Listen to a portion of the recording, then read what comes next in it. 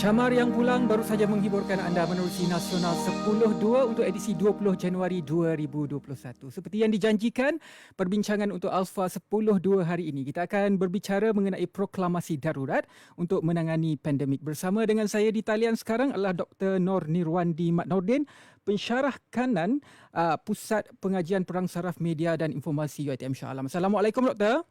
Waalaikumsalam warahmatullahi wabarakatuh. Jadi doktor, kita tahu proklamasi darurat telah pun diisytiharkan oleh Yang Amat Berhormat Perdana Menteri dan setelah diperkenankan oleh Sri Paduka Baginda Yang di-Pertuan Agong. Jadi mungkin soalan pertama saya, bagaimanakah situasi dan juga pengisytiharan darurat ini boleh dilakukan di Malaysia ini? Ia merupakan satu perkara yang cukup unik dalam negara kita kerana di dalam Perlembagaan Persekutuan diperuntukkan satu kuasa kepada Yang di-Pertuan Agong untuk mengisytiharkan darurat atas perkara-perkara yang berkaitan dengan keselamatan negara, berkaitan dengan kehidupan ekonomi dan ketenteraman awam. Dan pada dasarnya ini bukanlah satu darurat yang pertama. Sebenarnya negara kita telah menghadapi darurat sebanyak 9 kali. Ini kali yang 9. Betul. Tempoh melawan komunis hinggalah darurat kepada untuk memastikan pandemik COVID-19 tidak menular pada pilihan raya kecil dan pilihan raya tertentu seperti di pilihan raya Greek dan sebagainya. Dan ini jelas memberikan satu pemahaman kepada masyarakat bahawa di dalam Perlembagaan Persekutuan Yang di-Pertuan Agong sebagai Ketua Utama Negara boleh mengisytiharkan darurat di atas satu perkara di mana pentadbiran yang tidak boleh dikawal diakibatkan oleh keselamatan negara, kehidupan ekonomi dan ketenteraman awam di bawah perkara 150 Perlembagaan Persekutuan. Dan ini memberikan satu ruang lingkup pemahaman yang baru kepada rakyat Malaysia, khususnya dalam era media sosial pada ini, menunjukkan betapa dalam negara kita mempunyai langkah-langkah pengawalan keselamatan, preventive management system yang diperuntukkan melalui undang-undang, melalui Perlembagaan Persekutuan. Ini merupakan satu perkara yang harus dibanggakan, yang harus diketahui oleh masyarakat negara kita dalam era pandemik COVID-19, khususnya perkara-perkara seperti ini wujud bagi membolehkan negara mengawal pandemik COVID-19 ataupun apa-apa persoalan yang wujud daripada 3 perkara yang disebutkan tadi. Jadi doktor, kita lihat sejarah ini adalah darurat kali yang ke-9. Adakah skop darurat itu boleh berbeza dan juga apakah kepentingan darurat itu jika diumumkan, jika diisytiharkan kepada masyarakat? Daripada segi darurat itu kita lihat bagaimana pada peristiwa 13 Mei 1999 apabila darurat akhirnya diperkenalkan untuk menangani isu-isu berhubungan dengan keselamatan politik, perpaduan kaum dan akhirnya rukun negara juga dicipta ataupun diperkenalkan pada tahun 1970. Maka ia merupakan darurat yang bentuk untuk menangani ancaman-ancaman berbentuk keselamatan. Kita juga melihat darurat-darurat berhubung negeri apabila berlaku satu perebutan kuasa seperti yang berlaku di Negeri Santan dan di Negeri Sarawak di antara menteri besar dan elemen-elemen politik tertentu. Dan darurat-darurat berhubung dengan jerebu, darurat-darurat berhubung dengan parlimen untuk mengerakkan berlakunya pilihan raya di kawasan-kawasan parlimen tertentu. Jadi peristiwa darurat ini mempunyai skop-skop yang berbeza sama ada dalam konteks negeri, kawasan-kawasan tertentu maupun secara dalam seluruh negara dalam konteks kita pada hari ini. Dan ini bukan merupakan perkara baru, malah ia merupakan satu bentuk kuasa yang diwujudkan khas kepada Yang di-Pertuan Agong melalui Perlembagaan Persekutuan supaya sekiranya berlaku apa-apa bentuk ancaman sesebuah negeri, sesebuah kawasan dan dalam keadaan tertentu, maka ia boleh digunakan. Maka di sinilah kita melihat bagaimana pada menghadapi pandemik COVID-19 Yang di-Pertuan Agong Menjunta Kasih Baginda Tuanku dengan hemah baginda telah dinasihatkan dan merasakan ini perlu diwujudkan dan perlu diadakan khususnya bagi memastikan isu keselamatan kesihatan pada hari ini dapat dikawal sepenuhnya. Kerana kita harus ingat keselamatan kesihatan juga akan membawa pada keselamatan ekonomi dan diburukkan lagi dengan keadaan keselamatan politik yang tidak stabil pada masa kini. Dan jelas pengisytiharan darurat ini mampu untuk memberikan satu ruang masa, satu kestabilan politik, satu kestabilan ekonomi dan kestabilan keselamatan kesihatan. Kerana elemen keselamatan kesihatan pada hari ini adalah satu ancaman baru kepada mana-mana negara dalam dunia pada ini, khususnya negara kita apabila kita lihat sebelum darurat diisytiharkan, kita mencapai satu angka penularan COVID-19 yang tinggi. Malahan ia jelas menunjukkan satu ancaman yang tinggi apabila kadar kebolehjangkitan itu agak tinggi.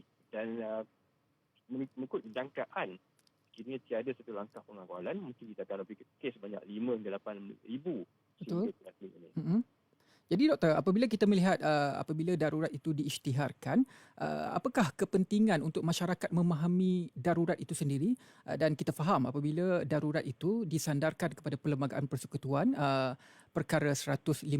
Jadi Perlembagaan Persekutuan itu merupakan ibu kepada Undang-Undang Negara Malaysia. Kefahaman masyarakat Malaysia terhadap dua perkara. Pertama perlembagaan dan yang kedua itu darurat itu sendiri, sejauh manakah kita perlu untuk memahami kedua-dua perkara ini? Ini adalah satu benda sebenarnya yang bagus untuk negara kita dari segi pemahaman masyarakat Malaysia, khususnya dalam elemen media sosial. Kita kena ingat dinamisme komunikasi media sosial ini membawa darurat ini kepada satu penterjemahan, penafsiran dan pemahaman yang berbeza mengikut situasi ataupun cara pemahaman masyarakat itu sendiri. Dan media sosial ini sebenarnya merupakan satu platform untuk masyarakat memberikan pendapat mereka secara peribadi. Sebab itu kita lihat banyak masyarakat mula melemparkan pandangan, melemparkan perkara-perkara yang positif, malahan perkara-perkara yang negatif berhubung darurat.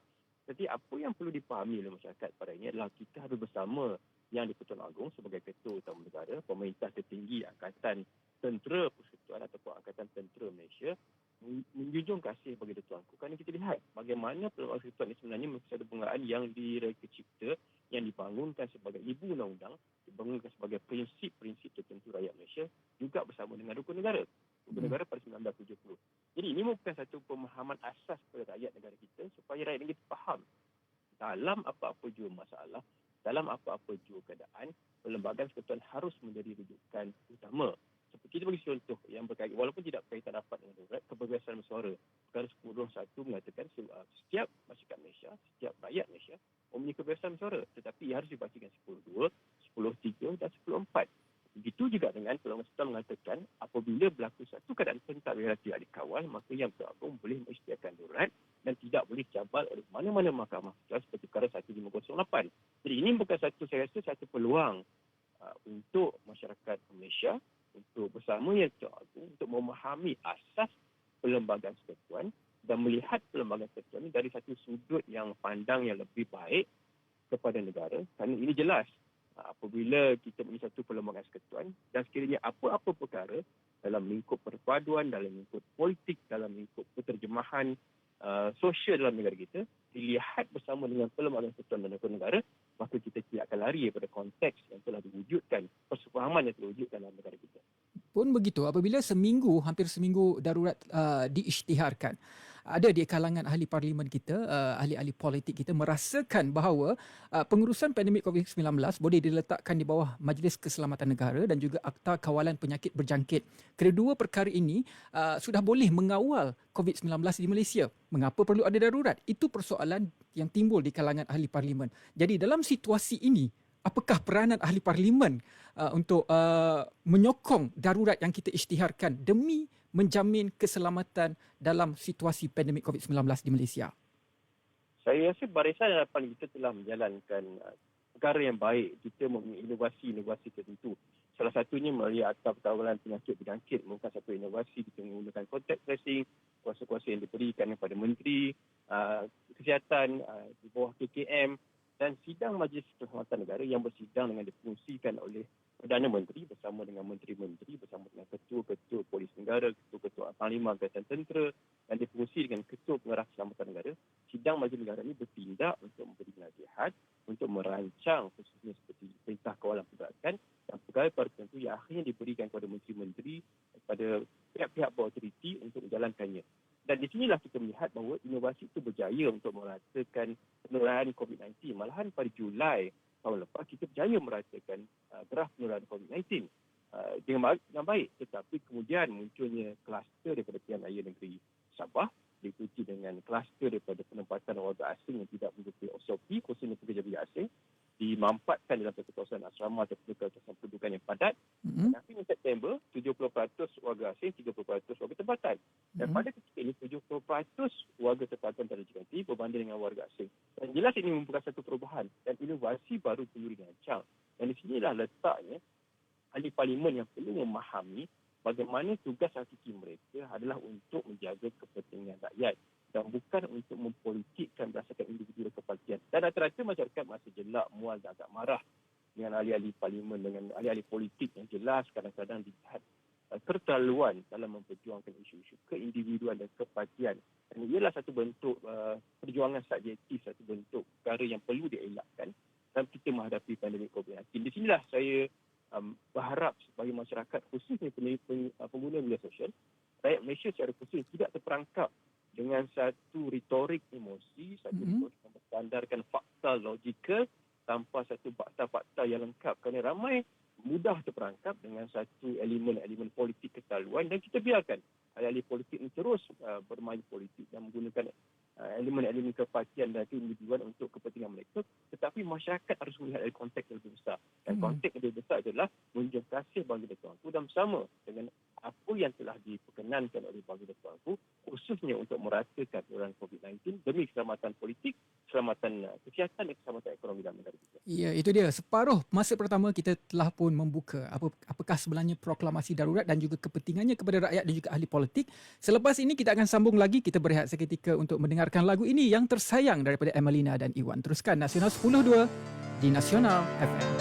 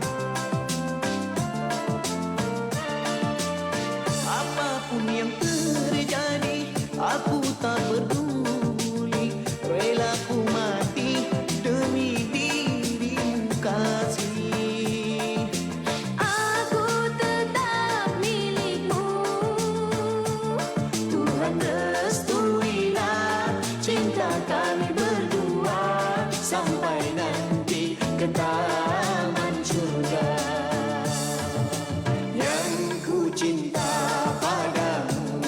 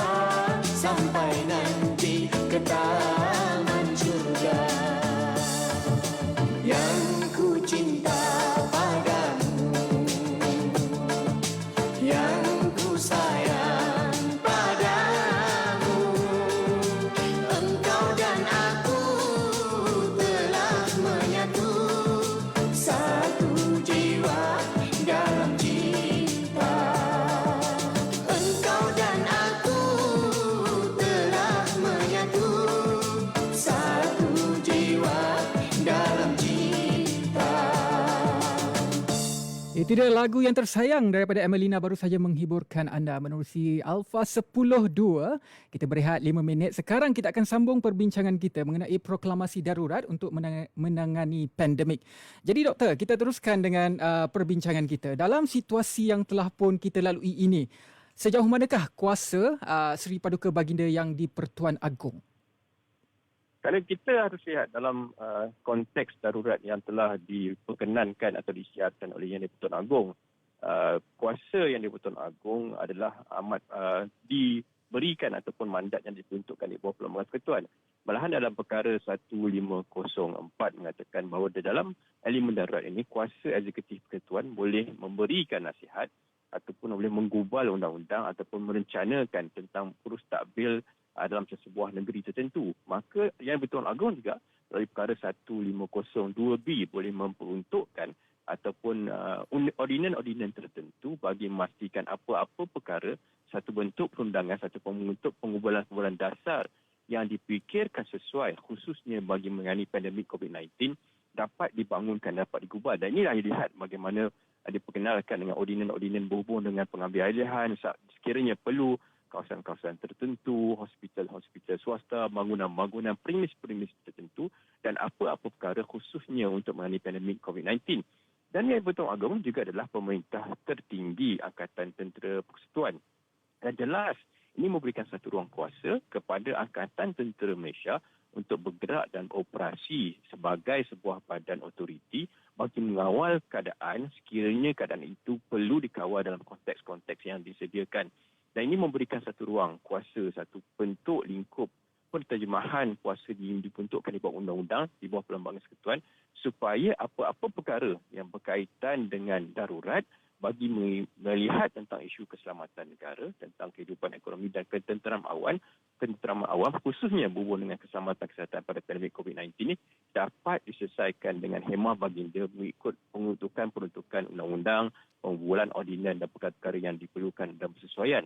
Dan ini jelas memperlihatkan bahawa Yang di-Pertuan Agong adalah satu ketua utama negara yang boleh menasihati kuasa eksekutif persekutuan mengenai langkah-langkah yang terbaik, perkara-perkara yang baik dengan satu proses-proses perundangan yang diberikan di bawah Perlembagaan Persekutuan, di bawah kuasa, di bawah perkara 1504, 1502B dan tidak boleh dicabar di Mahkamah Persekutuan di bawah 1508 supaya baginda dapat melihat apakah sebenarnya yang perlu dilakukan dalam negara menghadapi ancaman keselamatan kesihatan, keselamatan ekonomi dan keselamatan politik dalam pandemik COVID-19 pada hari ini. Jadi doktor, soalan terakhir saya, katakanlah dalam situasi kita menguruskan pandemik COVID-19 ini dan alhamdulillah kes menurun dan kita dapat meratakan kembali lekuk kes jangkitan COVID-19.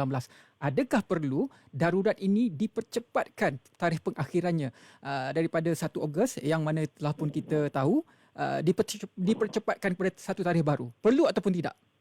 Saya rasa dalam konteks ini rakyat perlu bersama dengan Baginda Tuanku menjunjung kasih Baginda Tuanku kerana ia harus melihat pada konteks-konteks berhubung dengan keselamatan kesihatan yang juga akan membawa perubahan pada keselamatan ekonomi dan keselamatan politik yang tidak stabil pada masa ini. Maka inilah memerlukan satu proses ruang yang lebih jelas, masa yang lebih panjang khususnya bagi memulihkan kestabilan optimum dicapai kerana kita tidak mahu akhirnya bentuk satu ketidakstabilan dalam politik ekonomi dan kesihatan yang akan kembali mengganggu-gugat isu-isu berhubung dengan sosial, perjalanan pentadbiran negara dan akhirnya akan merugi negara.